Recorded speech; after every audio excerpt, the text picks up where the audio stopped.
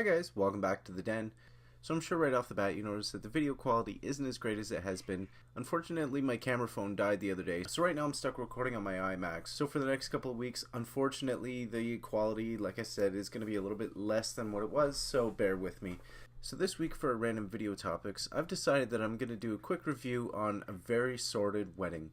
Now, I was an absolute fan of the original 2000 film, Sordid Lives, and as everybody knows with sequels, generally they're nowhere near as good as the original, and basically when I watched this movie, I went into it with the same approach that I have with most sequels, and that is, it's probably not going to be as good as the original, don't get your hopes up. So the movie starts out a little bit dry, and for those of you who are fans of the original was a little dry, so it definitely fit the theme of the original movie. However, one noticeable difference was that there's no Olivia Newton-John, so there's no Bitsy May doing her musical kind of commentary all throughout the movie, but it definitely feels more like a big budget movie, less independent, though it does still obtain the independent charm that the original one did have. So there were a few casting changes, so most notably was Caroline Rhea, and she was playing Noletta, who was originally played by Delta Burke in the first film. Now for the most part, most of the original cast was there, but to be honest, it was a little confusing at first not seeing Beau Bridges as GW, but I got used to it pretty quickly. So despite the casting changes, 90% of the original cast returned for it, so it wasn't difficult to get right back into the world. So all the same humor was there, all the same charm was there that was in the original one. There were quite a few laughable moments in the movie that were kind of thrown back in for those who were huge fans of the original. And there were definitely some fantastic one-liners in that movie. So most notably and most important, because obviously you wouldn't be able to do the movie without him, Leslie Jordan returned to play the infamous brother boy. So the basic premise of the movie is there's a new preacher who's moved into town. So Luttrell and Sissy take it upon themselves to protest an anti-equality rally that is aimed at abolishing gay marriage within their county. And of course, Brother Boy's always got his own situation, his own drama going on. He's being haunted by his former therapist. For those of you who remember from the first one, she was a bit psycho. Yeah, it's really well represented in this movie. So there was moments in this movie where I laughed hysterically many times.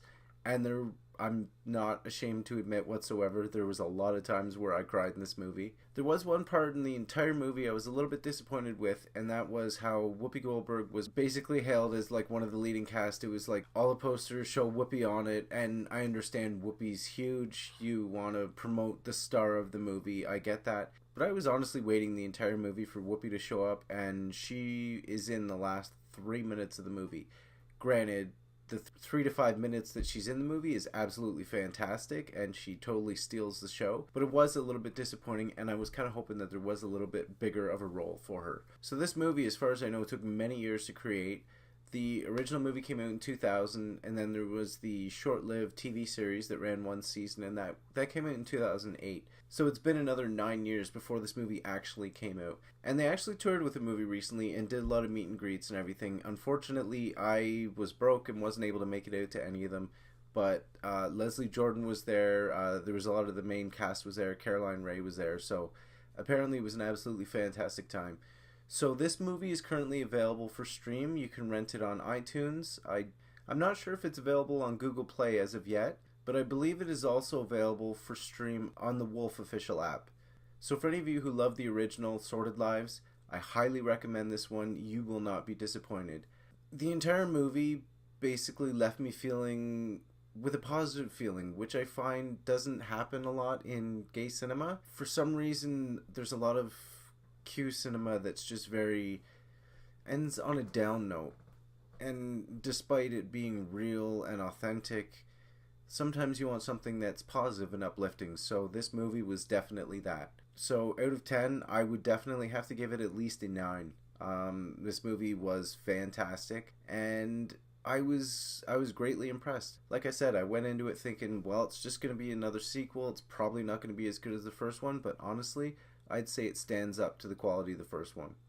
So, have you guys seen Sordid Lives? Have you seen the series? Have you seen A Very Sordid Wedding? So what did you guys think of it? Let me know in the comments below. Well, that's it for this week, guys. Thanks again for watching. Have a great day. Take care.